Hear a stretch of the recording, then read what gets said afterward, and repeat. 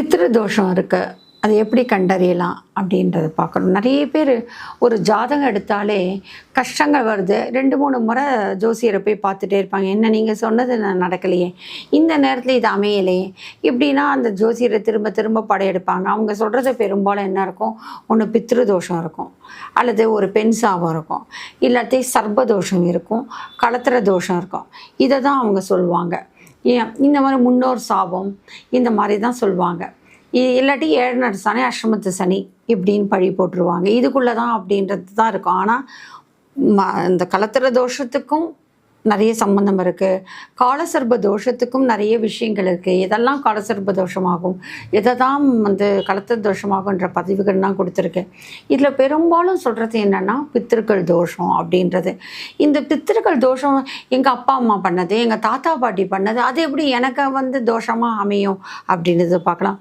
நம்மளுடைய பிறவியில் நம்ம தாத்தா பாட்டிகள் செய்தது, இப்போ ஒரு நாகம் இருக்குது, அவர்கள் செய்தவர்கள் தவறுகள் யாராவது அவங்கள சபிச்சிருந்தா, உன்னோட வம்சமே நாசமாக போனோம், உன் வம்சமே பாழானோம், உன் வம்சமே தலையிடக்கூடாது, என்னுடைய குழந்தைகளை நீ அழிச்சல, உன்னோட குழந்தைகள் எல்லாம் கஷ்டப்பட, இது மாதிரி யாராவது சாபம் விட்டு இருந்தானா அந்த முன்னோர்களை அந்த குடும்பத்தை தலைமுறையை பாதிக்கும். இது எப்படி அப்படின்னு சொன்னால், ஒரு நாகத்தை பற்றி நீங்கள் பெரியவங்களை கேட்டு பாருங்களேன். நாகம் 3 முறை 7 முறை நம்ம தட்டினோம்னா அதோட ஆசீர்வாதம் 3 தலைமுறை 5 தலைமுறை 7 தலைமுறை அந்த நாகம் காக்கும். அவங்களோட எந்த குடும்பத்தில் யாரை பார்த்தாலும் அந்த ஜாதகத்தில் அந்த சர்ப்ப தோஷன்றதே அவங்களுக்கு இருக்கவே இருக்காது. அந்த நாக தெய்வமோட அந்த பேராற்றல் அந்த குடும்பத்து மேலே நிற்கும். அதே மாதிரி தான் குலதெய்வமோட ஆற்றல் இருக்கிறவங்க எப்பேற்பட்ட கஷ்டத்திலிருந்து மீண்டு வருவாங்க. ஒருத்தங்க அவ்வளோ அகால மரணத்துலேருந்து மீண்டு வராங்க, அடிக்கடி விபத்துக்கள்லேருந்து மீண்டு வராங்க அப்படின்னு சொன்னால், எவ்வளோ கஷ்டங்கள் இருந்தாலும் மீண்டு வராங்க. எப்படி அது ஃபிட்டிங் ஃபார் த சர்வைவல் இருக்காங்கன்னா கண்டிப்பாக அங்கே குலதெய்வத்தோட ஆசீர்வாதம் இருக்கும். இப்போ இதெல்லாம் இல்லாமல் எப்போ போகும் அப்படின்னா, முன்னோர்கள் செய்த தவறுகளாக இருக்கலாம். நம்ம முன்னோர்கள் தான் இறந்த பிறகு பித்திருக்களாக மாறுவாங்க. அப்போது அவர்கள் செய்த தவறுகள் நம்ம வம்சத்தை பாதிக்கலாம். அடுத்ததாக பார்க்கும்போது பார்த்தோம் அப்படின்னா, நாமளே அந்த முன்னோர்களாக இருக்கலாம், நம்மளே தாத்தாவாக இருக்கலாம், நம்மளே சித்தப்பாவாக இருந்திருக்கலாம், நம்மளே பாட்டன் முப்பாட்டனாக பிறந்திருக்கலாம். நம்ம ஒரு தவறுகள் செய்துட்டு திருப்பி அதே வம்சத்தில் நம்ம பிறந்திருப்போம். அப்போது அந்த ரிசம்பிளன்ஸ் சொல்கிறாங்கன்னா, பாரு அப்படியே பார்த்தா தாத்தா மாதிரியே இருக்கான் பாருப்பா, அச்சோ இந்த குழந்தை பாரு பார்க்கறதுக்கு அவங்க பாட்டியே பிறந்துட்டா மாதிரி இருக்கு அப்படின்வாங்க. அவங்க உண்ணுகின்ற உணவு, உடை, நடை, உடை பாவனைகள் கூட பார்த்திங்கன்னா அந்த முன்னோர் ரிசம்பிளன்ஸ் இருக்கும். அறிவியல் ரீதியாக சொல்லும்போது அந்த ஜீன் வேலை செய்கிறது அப்படின்னு சொல்லுவாங்க, அந்த ஜெனட்டிக் வேலை செய்கிறதுன்னு சொல்லுவாங்க. ஆனாலும் சில விஷயங்கள் பார்த்திங்கன்னா அவர்களுடைய ஜாதகம் கூட சில பேர் சேர்த்து வச்சுருப்பாங்க. அதை பார்த்திங்கன்னா பாட்டன் முப்பாட்டன் 7 தலைமுறை ஜாதகம் கூட சில பேர் வம்சமாக சேர்த்து வச்சுருப்பாங்க. அந்த தாத்தாவோட ஜாதகம் இப்போ பேரன் ஜாதகத்தோடு பொருந்தி இருக்கும். அந்த கர்மா அதோட அமைப்பு இருக்குது. ஏன்னா போன ஜென்மத்தோட விட்டக்குறை தொட்டக்குறை தான் இந்த மாதிரி இது பிறவி. இப்போ கிருத்திகை நட்சத்திரம்ன்றா சூரியனுடைய பாதம், சூரியனுடைய 7 தசை 7 வருஷத்தில் இருப்பு தசை போக தான் இருக்கும். உத்திர நட்சத்திரம் அப்படின்னு சொன்னால் சூரிய தசையோட இருப்புகள் போக இருக்கும். கிருத்திகை உத்திரம் உத்திராடம் சூரியனுடையது. அதே மாதிரி இந்த மாதிரி திருவோணம் அஸ்தம் இது மாதிரி வரும்போது சந்திரனுடையது. ரோகிணி அஸ்தம் திருவோணம் சந்திரனுடையது. அப்போ சந்திர தசையில் ஆரம்பிச்சிருக்கும். இருப்புன்னு பார்த்தீங்கன்னா 7 வருஷத்துக்கு பின்னாடி பார்த்தீங்கன்னா எவ்வளோ இருக்காது, காணாமல் போயிருக்கும். சனி தசை அப்படின்னு சொன்னால் அந்த சனி தசையில் மீதி இருக்கும், மீதி இருக்காது. அந்த ஜாதகத்துலேயும் இருப்பு திசை இருக்கும். அது எப்படி கால்குலேஷன்ன்றது அப்பப்போ அது சயின்டிஃபிக் தெரியாது, ஆனால் சயின்டிஃபிக் கணிதத்தோடு பொருந்தி இருக்கு. அப்போது விட்டக்குறை தொட்டக்குறையோட தான் ஒரு மனிதன் பிறக்கிறோம்னு நினச்சிக்கோங்க. அதே மாதிரி தான் ஜாதகத்து அமைப்பிலேயே அந்த விட்டக்குறை தொட்டக்குறை தெரியும்.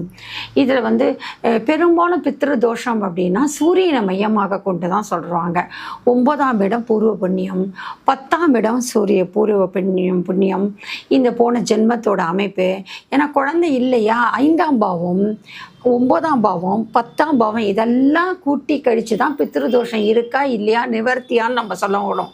எடுத்த உடனே வெறும் சூரியனோட ராகு கேத்துக்கள் சேர்ந்தது, சூரியனோட சனி போன்ற தீய கோள்கள் சேர்கிறது, இது மாதிரிலாம் சொல்லுவோம். சனி ராகு இதோட அமைப்புன்னா இருக்கு இல்லையா, கேது இதெல்லாம் சேரும் பொழுது சூரியன் அமைப்போட, அதுவும் குறிப்பாக இந்த 10ஆம் இடத்தோடு சேர்ந்திருக்கிறது, 9ஆம் இடம் பூர்வ புண்ணியத்தோடு சேர்ந்திருக்கிறது, அல்லது 5ஆம் இடம் கூட. 5ஆம் இடம் பூர்வ புண்ணிய ஸ்தானம், 9ஆம் இடம் பாக்கியஸ்தானம், 10ஆம் இடம் இப்போ வந்து இந்த மாதிரி ஸ்தானம், இந்த கர்மஸ்தானம். இங்கே 10ஆம் இடம் தொழில்.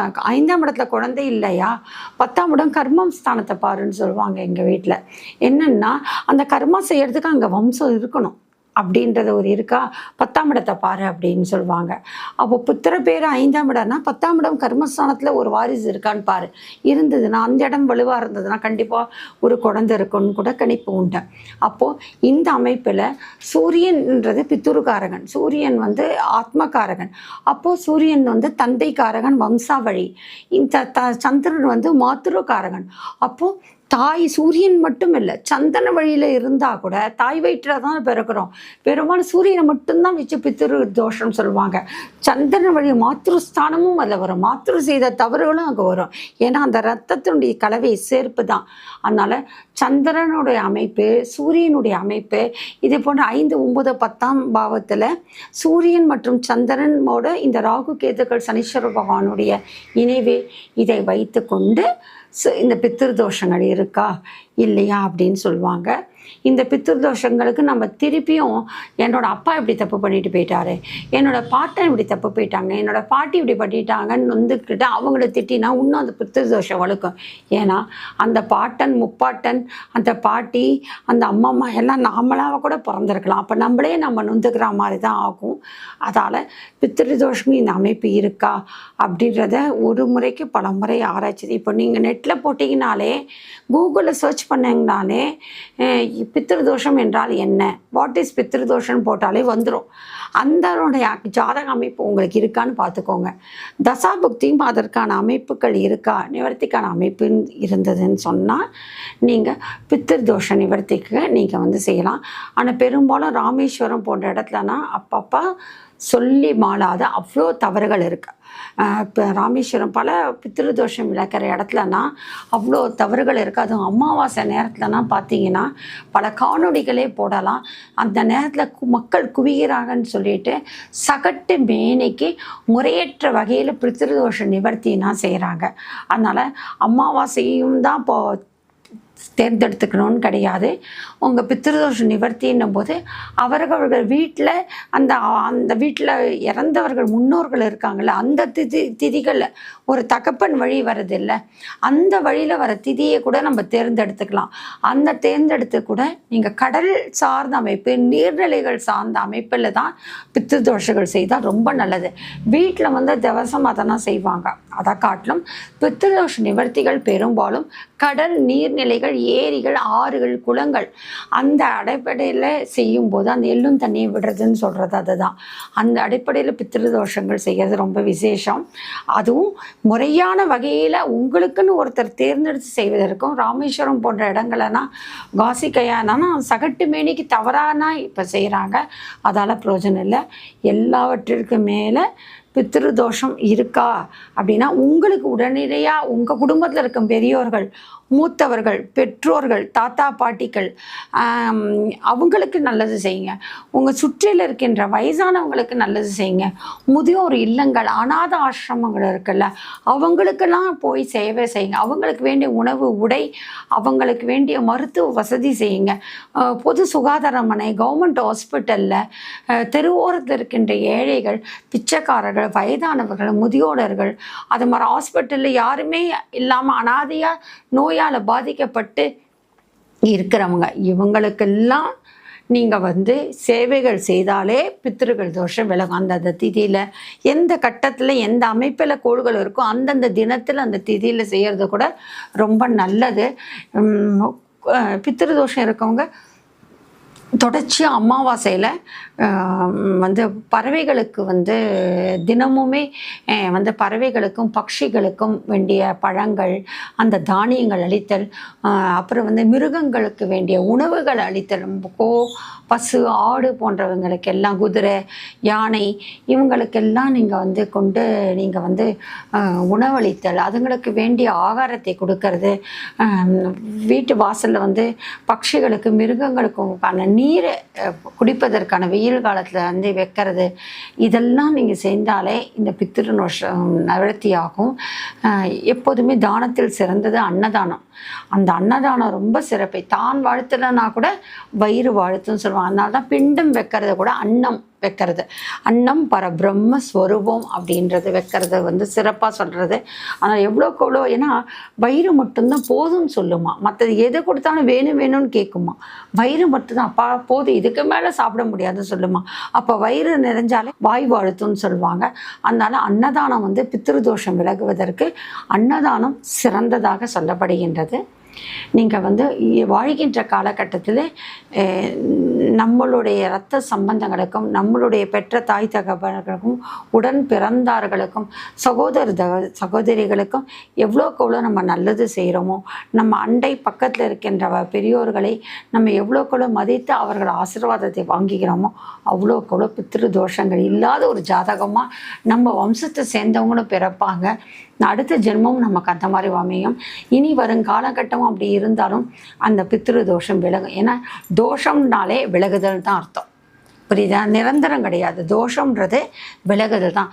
தகுந்த பரிகாரங்கள், தகுந்த வழிகாட்டுதல் அது மூலயமா இருந்தாலே, அதற்கான மனது அடிப்படையில் அதற்கான ரிப்பன்டன்சின்னு சொல்லுவாங்க, பாவம் மன்னிப்பு, அது இருந்தாலே அந்த தோஷங்கள். ஏன்னா ஒரு மனுஷன் நான் வாழ்க்கையில் வாழ்ந்திருக்கேன், எனக்கு தான் தெரியும் நான் தப்பு பண்ணியிருக்கேனா இல்லையா, இந்த பிரிவில் நான் என்னென்ன பொய் சொல்லியிருக்கேன், என்னென்ன தவறான நடவடிக்கை நினச்சிருக்கேன், என் கணவனை ஏமாற்றினா, என் தாய் தகப்பனை ஏமாற்றினேனா, என்னோடய சகோதர சகோதரிக்கு உண்மையாக இருந்தானா, கலகம் பண்ணனா, அவங்களை செய்வனை செஞ்சாங்கன்னா, அவங்கள வயிற்றில் அடித்தேனா, அவங்கக்கிட்ட பொருளை திருடினா, அபகரிச்சேனா, மறைமுகமாக அவங்களை சபிச்சேனா, காட்டி கொடுத்தனா, அவங்க தொழிலையும் வருமானத்தையும் அழிச்சேனா, இதெல்லாம் எனக்கு தான் தெரியும்.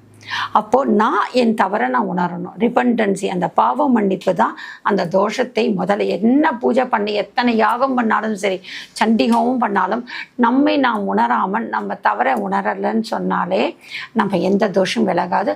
தோஷம் என்றாதே விலகுதல் தான் அர்த்தம். அந்த பட்டறிவால் முடிஞ்ச அளவுக்கு கர்மாவை எப்படி மாற்ற முடியும், இறைசக்தியினுடைய வழிபாடான நல்ல ஒழுக்கம் நல்ல பண்பால், இதே மாதிரி தெய்வீகமான ஒரு அம்சத்தால் இந்த மாதிரி எல்லோருக்கும் இன்புற்று இருக்க வேண்டுமே அல்லாது யாவொன்றறியும் பராபரமின்னு சொல்லிட்டு வாடின பெயரை கண்ட போதெல்லாம் ராமலிங்கம் வாடினார் இல்லை, அந்த மாதிரி ஒவ்வொருவருக்கும் அந்த ஈவு இறக்கத்தோடு நம்ம வாழ்கின்ற வாழ்க்கை முறையில் எப்படி இதை மாற்ற முடியும், எந்தெந்த அமைப்பாடு இவங்களுக்கு இந்த கஷ்டம் வந்திருக்கு, அப்போ இனி வரும் காலகட்டத்தில் இந்த பிரிவில் அவங்க அந்த தப்பு பண்ணிட்டு இருக்காங்களா, அப்போ அதை அந்த தவறை மாற்றணும், இனி வரும் காலத்தில் அந்த தவறு விடாமல் நடக்கணும்.